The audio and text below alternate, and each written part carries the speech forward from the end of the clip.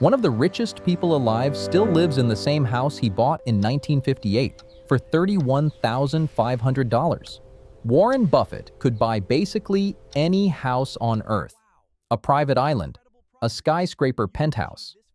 He still lives in that one modest house, in a quiet neighborhood in Omaha, Nebraska, decades after most people in his position would have upgraded a dozen times over. This video isn't about frugality tips. It's about something stranger, and it's backed by real research, not opinion.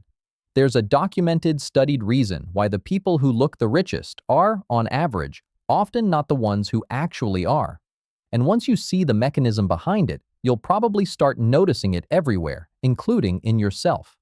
Stick around, because there's a real study coming up that flips this whole idea on its head, a popular statistic I'm going to correct on camera because it turns out to be false, and a short list of habits you can start using today, regardless of what your income looks like right now. Let's start with the pattern, because Buffett isn't some rare exception. There's a term for people like this: everyday millionaires. According to a 2025 Global Wealth Report, there are over 55 million of them worldwide, holding somewhere around $61 trillion combined. And here's the thing, that money isn't sitting in private jets or designer closets. It's sitting quietly in property, retirement accounts, and investments. These aren't people living a movie version of wealthy. They're regular-looking professionals who made the same smart choices over and over for decades. Even something as simple as a car follows this pattern. More than 80% of millionaires buy their cars instead of leasing them. Fewer than 1 in 4 buy new. And when researchers actually looked at which brands showed up most, it wasn't Ferrari or Lamborghini. It was Toyota, Honda, and Ford. That's not a coincidence happening to totally unrelated people. That's a pattern. And patterns have reasons behind them. Here's the reason, and it's the part of this video that might surprise you the most. There's a concept in psychology called conspicuous consumption. It's just a formal term coined by an economist all the way back in 1899 for buying visible, expensive things specifically so other people notice you have money. The watch, the car, the bag with the logo facing out. He called it that over a century ago, and somehow it still describes half of social media perfectly. Now here's the twist. A study published in 2022 looked at exactly who tends to buy those visible status symbols. Researchers ran the numbers across several separate groups of people, and the finding was almost the opposite of what you'd expect. People who felt lower in social status were, on average, more likely to buy things specifically to signal wealth, not less. More. Read that again. Looking rich is, statistically, more connected to feeling behind than to actually being ahead. Researchers have a name for this too: compensatory consumption. Basically, when someone feels a little powerless or like they're falling behind, buying something visible can offset that feeling, at least for a moment. It's not really about the item, it's about the feeling underneath it, and the purchase is just the closest available fix. And it doesn't just appear out of nowhere in adulthood. A separate study traced this pattern back to childhood.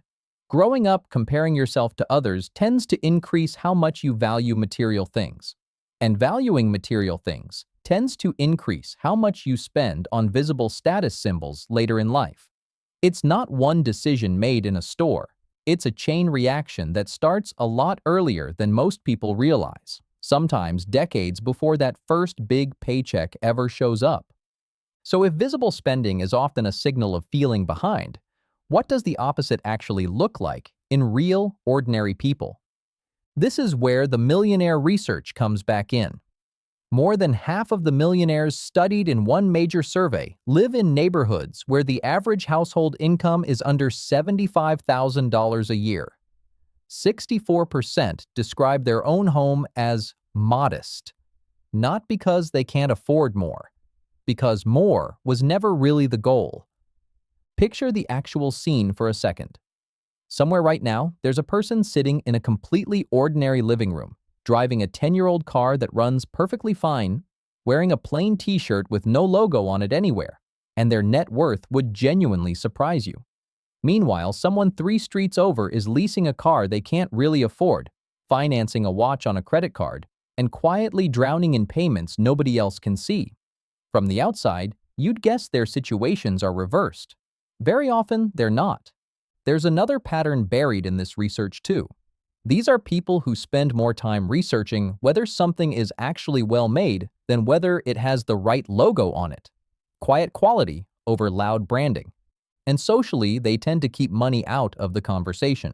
Many of them rarely bring up finances with friends. Plenty give to charity without ever looking for recognition for it.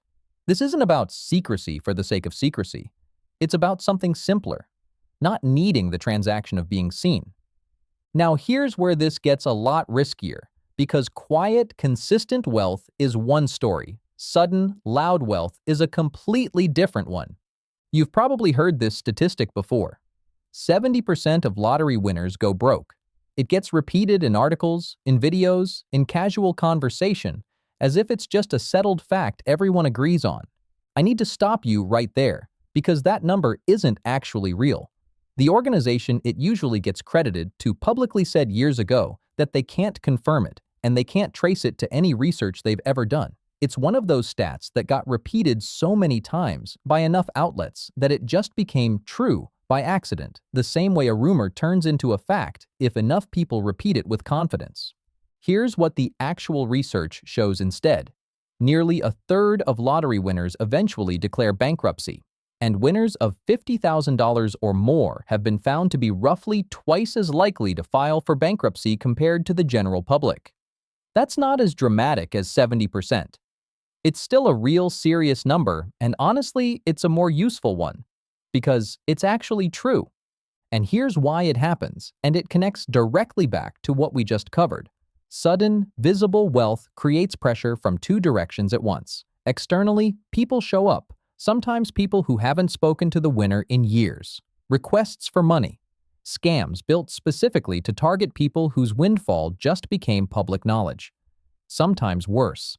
Internally, the same comparison-driven spending we just talked about kicks in, except instead of unfolding slowly over decades, the way it does for most people, it happens in months, all at once, with no practice run. It's the exact same psychology we just spent the last few minutes on, just compressed into a much smaller window of time.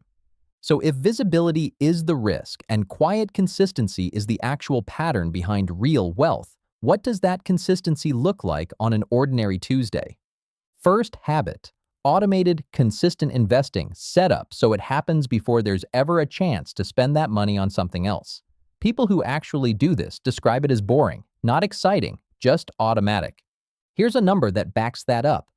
A 2025 survey found that 76% of wealthy individuals consider themselves disciplined financial planners.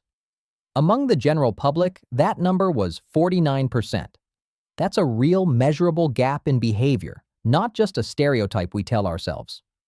Second habit, a lot of these people keep working or building or consulting long after they no longer need the money. It's not about the paycheck at that point. It's just who they are. Third habit, constant, quiet learning. One study interviewing 233 self-made millionaires found that 88% of them spent at least 30 minutes a day learning something. Not scrolling, learning. None of these habits are flashy. That's kind of the whole point. So here's how to actually use all of this, starting today. Before you buy something, ask yourself one honest question. Is this about what I actually want, or about who might see it? That single question does more work than most budgeting advice ever will, because it goes straight at the actual mechanism, instead of just telling you to spend less without explaining why you're spending in the first place. Whatever money would have gone toward a visible status purchase, redirect it towards something that actually compounds. Investing, retirement, a real goal with a future date attached to it. It doesn't have to be a huge amount. The point isn't the size of the redirect, it's building the habit of redirecting it all. When you do spend, lean toward quality that lasts instead of a label that gets noticed. That's a direct, research-backed habit, not just a nice idea, and it usually ends up saving money over time anyway, since well-made things get replaced less often. If something good happens financially, keep it quiet for a while by default, not out of shame and not out of secrecy for its own sake. Just because we now know exactly what happens when visibility shows up too early, whether that's a lottery ticket or just a really good year at work. And build one habit that compounds quietly, the same way the money does. Reading. A skill. A side project nobody else needs to know about yet. Something that's making you better or richer whether or not a single other person ever finds out about it. Every single one of these threads leads back to the same place. The people who look the richest and the people who are actually building wealth are very often not the same people at all. And now you know the actual researched reason why. Which brings us back to that house in Omaha. It was never about what Warren Buffett could afford. It was a quiet demonstration, decades before any of this research existed, of the exact pattern we just spent this entire video proving with real data. Here's the one sentence worth remembering after this video ends. Every dollar spent trying to visibly prove you've made it is a dollar that isn't quietly compounding toward actually making it. So, be honest with yourself for a second. Think about the last thing you bought that you were excited to be seen with. Was that about what you actually wanted, or about who might see it? If you enjoyed this video, subscribe for more business and wealth building content. Results speak, nothing else has to.